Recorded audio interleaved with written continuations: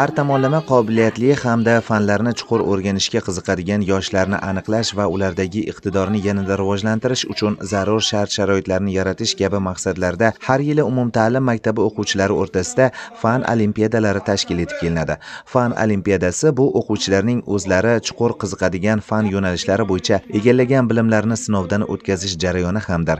Ma'lumki, barcha joyda bo'lgani kabi Buxoro shahrida ham bu yilgi fan olimpiadalarining shahar bosqichi yuqori saviyada tashkil etildi hamda maktab bosqichlaridan saralangan o'quvchilar orasidan eng kuchlilari shahar bosqichida yuqori natijalarni qo'lga kiritdi. Kuni kecha 2025-2026 o'quv yili uchun o'tkazilgan asosiy fan olimpiadasining ikkinchi bosqichida yuqori natijalarga erishgan o'quvchilarni taqdirlash marosimi bo'lib o'tdi. Taqdirlash marosimi o'ziga xos bayramona tarzda tashkil etildi. Rang-barang chiqishlar, go'zal raqslar ijrosi yig'ilganlarda katta taassurot qoldirdi.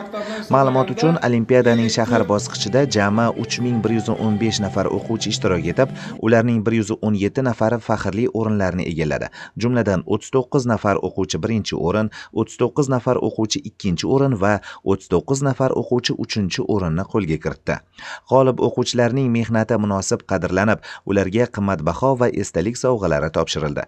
Shuningdek, o'quvchilarni tayyorlagan fidoyi ustozlarning mehnati ham e'tirof etilib, ularga minnatdorchilik bildirildi. Asosiy fan olimpiadasining bu yilgi ikkinchi bosqichida yuqori natijalarni qo'lga kiritgan umumta'lim maktabi direktorlariga tashakkurnomalar bildirildi.